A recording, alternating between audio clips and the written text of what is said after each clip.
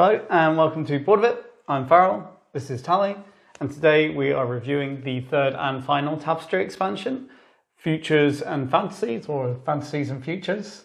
I get them mixed up.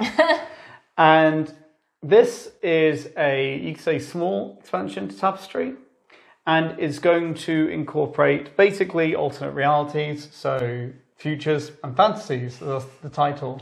But what can you expect in it? So in the F&F expansion, let's just call it, there's 10 new civilizations, 6 new advanced city mats, a bunch of new tapestry cards, a handful of new tech cards, as well as a comprehensive rulebook covering all of the content for Tapestry. Yep, and this is all going to have, as I said, futuristic fantasy theme, so it's getting a little more zany, a little more fun, and let's talk about it. As there's no new big mechanisms, there's nothing really introduced, we're not going to go through our usual how to play, brief overview type thing. We're just going to jump straight into what we think. And shall we start with the civilizations? Yep, so I think we're both quite big fans of the new civilizations. They lean more into the fantasy idea. So they're a bit more zany and silly and just bring something a bit new, I feel. There's obviously like so many civilizations, but these stand out, I feel. They're quite unique. A lot of them will allow you to carry on playing the game in some kind of way after you've taken your final income turn. So that's something obviously quite different and new and something different to consider. So for example, I played as the merfolk and I had to submerge tapestry cards beneath my player mat, the civilization mat throughout the game.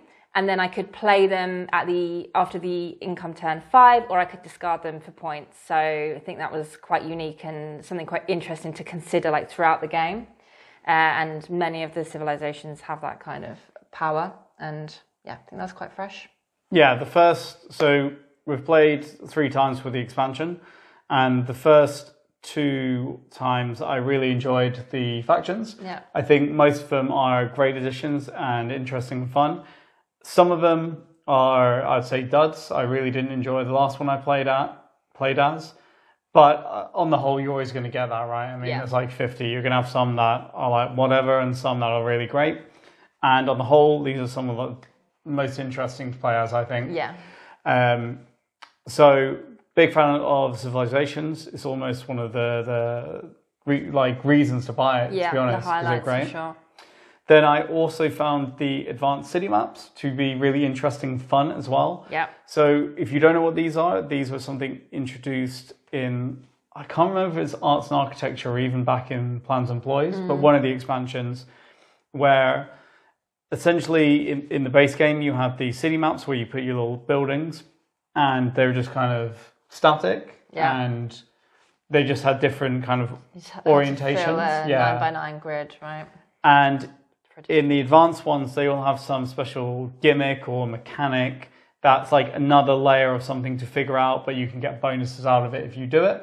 And I think we always play with them because they're more interesting unless they really clash with civilizations. Yeah. But the advanced mats here are great. I think they're all really interesting and I had real fun with it. What do you think? Yeah, definitely really liked them.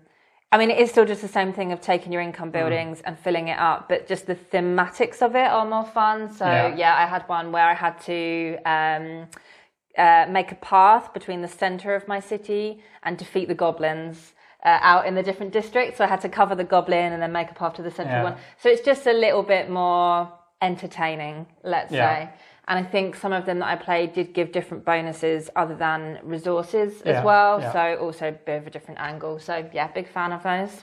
Yeah, in similar vein, I had one that was the savannah and there was like herds of impossible unicorns. Yeah. And when you filled a district, you didn't get like a single resource like you usually do. You got it as income. So then it was like this huge race to get as many buildings out as possible to fill them, because then I get like all this income extra, which was like really interesting.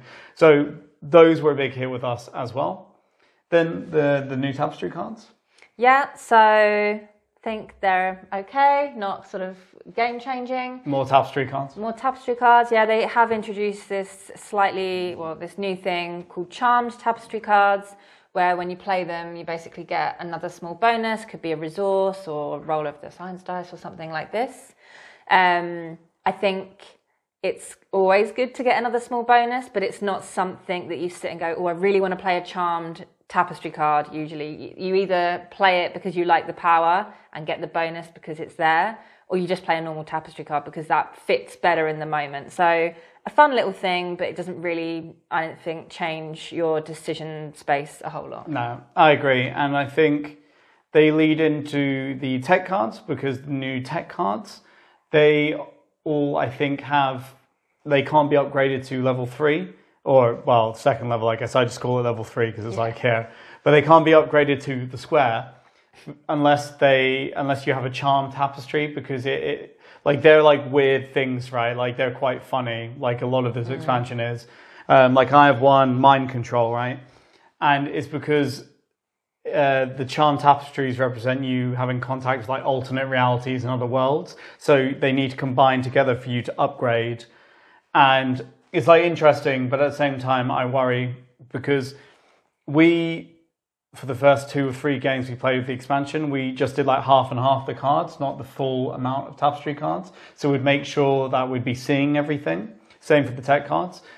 And because you need charmed cards to upgrade these, you can be left a bit short if you don't get them. In the second game, I just didn't really see any, and that was with the deck being 50-50. Yeah. So I wonder if this might be a frustration in the future if you have this tech and then you just never see a charmed Tapestry card, or it really doesn't fit at all with what you're doing. Yeah, I think you'd probably, in hindsight, only take those tech cards if you already had a charmed Tapestry card, so as to not risk being in that situation, or if you weren't that bothered about if you're getting like 30 of them. Yeah, exactly. And then maybe that's where the charmed part of the Tapestry card could become more interesting if you were kind of leaning down the tech route and you wanted to play those cards. But yeah, other than that. Yep. So then the only other thing really to mention is the completed rulebook. Actually, a criticism in our last expansion review of Arts and Architecture was that now with 2 expansions and the base game and the Shadow Empire and the Automata, there's so much paperwork when you pull out the box, and there's player guides and reference sheets, and it was a bit of a nightmare and a bit annoying when you're trying to look up something. And they've obviously fixed that. So now you have a comprehensive rulebook for everything if you're playing multiplayer. Yeah. 1 for everything if you're playing solo, and then 1 sheet for the Shadow Empire if you're going to include them in your games. Yeah. So big quality of life improvement. Yeah. Oh, and we should say there's a few cards that had kind of errors in the printing maybe from previous expansions, right? That have been reprinted and fixed in here as well. So that's also a good little bonus. Yeah. So we'll just give our final thoughts. I think you already know if this is something you want. I think it's a really solid expansion to Tapestry. It's maybe the most fun and silly, and I think it's better that Tapestry leans into that. Even if it doesn't add the most out of anything, it wouldn't be the most necessary expansion, but it might be the most enjoyable, if that makes sense. Entertaining, I would say. I do think maybe the price is a little high because you're just getting some cards and civilizations and stuff, although the quality is great as always with Stonemaier. But, it's going for like $30, euros, and it doesn't actually come in a box, which isn't a problem. So that's great for environmental stuff because this can all just go in. But, you're kind of getting an envelope with the stuff in it, and I don't know, if you value that as much, considering how costly Tapestry is as a base game and the other expansions. So it might be something worth considering. Yeah. But on the whole, we would definitely recommend it if you're a fan. If you're not, it probably won't change your opinion. No. But I think you wouldn't regret owning this expansion if you are already a big fan of Tapestry. Yeah. And important to note that we were kindly provided this review copy by Stonemaier Games. So thanks to them. Yep. And if you found this video helpful, we'd really appreciate it if you could give us a thumbs up and subscribe to our channel if you're not already. as subscribers. The more subscribers we have, the more attractive we are to publishers and the more videos we can bring to you and our reviews and buyer's guides and everything like that.